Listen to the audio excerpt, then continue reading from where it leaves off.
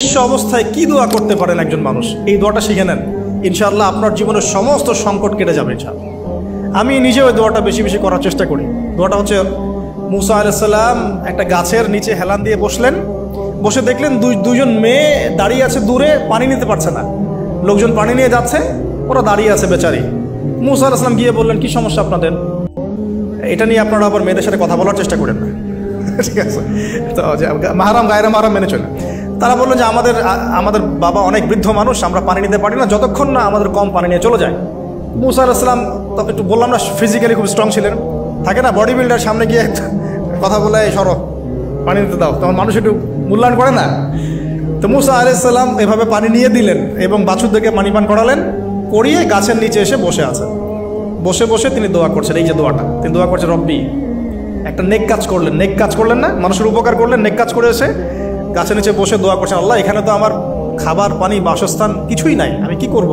রব্বি ইন্নি লিমা আনজালতা ইলাইয়া মিন খায়রিন ফাকির, রব্বি ইন্নি লিমা আনজালতা ইলাইয়া মিন খায়রিন ফাকির। আবার বলেন, রব্বি ইন্নি লিমা আনজালতা ইলাইয়া মিন খায়রিন ফাকির। অর্থ হচ্ছে, হে আল্লাহ, তুমি তোমার পক্ষ থেকে আমার উপরে যে নেয়ামতগুলো দিবে, আমি এর জন্য ফকির হয়ে বসে আছি। আল্লাহ, অর্থ বুঝে পড়বেন ভাই, নামাজ রোজা হজ জাকাত যাই করেন আল্লাহর ওয়াস্তে অর্থ বুঝে পড়বেন।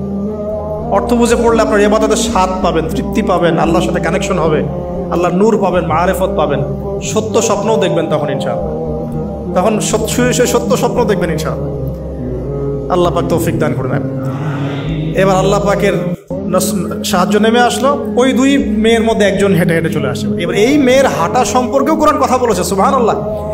এই মেয়ে কিভাবে হেঁটে এসেছে এই হাঁটার বর্ণনাও কোরআন দিয়েছে।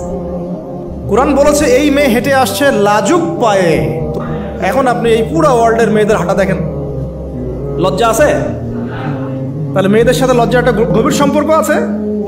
এই মেয়ের প্রশংসা আল্লাহ পাক কোরআনে করলেন, লাজুক পায়ে লাজুক ভঙ্গিতে অবনত নয়নে সে হেঁটে আসলো। এখন আপনি কেলে যান, গো টু খেল, আপনাদের টুইন টাওয়ারে যান, দেখেন সবার হাঁটা চলা দেখেন। হায়া লজ্জার কোনো বালাই আছে এখানে? আমি গত লেকচারে বলেছিলাম যে আদম আলাইহিস সালাম এবং হাওয়া আলাইহিস সালাম, ইবলিস তাদের সাথে প্রথম যে আচরণ করেছে ওই ফল খাওয়ানোর পরে, সেটা কি? তাদের গা থেকে পোশাক খুলে পড়ে গেছে, মানে নগ্ন করে দিয়েছে আমাদের পিতামাতাকে। মহাবিশ্ব নগ্ন করে দিয়েছে কে? ইবলিস। তো এখন এই পৃথিবীতে আমরা যারা নগ্নতার চর্চা করছি, তার কার এজেন্ট আমরা বুঝতে বাকি আছে? আমার কথা কি বুঝতে পারছেন কি না? এই কানেকশন মেলানোর চেষ্টা করেন, ডটসগুলো মেলানোর চেষ্টা করেন। সামনে যাই প্রিয় ভাই, এই মেয়ে এসে বলছে, আমার বাবা আপনাকে ডাকেন, আমার বাবা আপনাকে ডাকছেন। তিনি গেলেন, বাবা শুআয়ব আলাইহিস সালাম। তখন এক বোন ইনডাইরেক্টলি বাবাকে বোঝাচ্ছে যে বিয়ে শাদী দিলে ভালো হয়। এক বোন বলছে যে আপনি তো তাকে পুরস্কৃত করতে চাচ্ছেন, তাহলে এরকম কওয়িউন আমিন একজন মানুষকে সবচেয়ে ভালোভাবে পুরস্কৃত করা যায় তার যথাযোগ্য প্রতিদান দেওয়ার মধ্য দিয়ে। তো মেয়ের ইশারা বাবা বুঝেছেন, তিনি নিজের এক মেয়ের সাথে মুসা আলাইহিস সালাম বিয়ে দিলেন, সুবহানাল্লাহ। তবে শর্ত দিলেন, দেন মোহর কি? মোহর তো নাই। মোহর কি এবার? মোহর হচ্ছে 8 বছর তোমাকে আমার ফার্মে কাজ করতে হবে।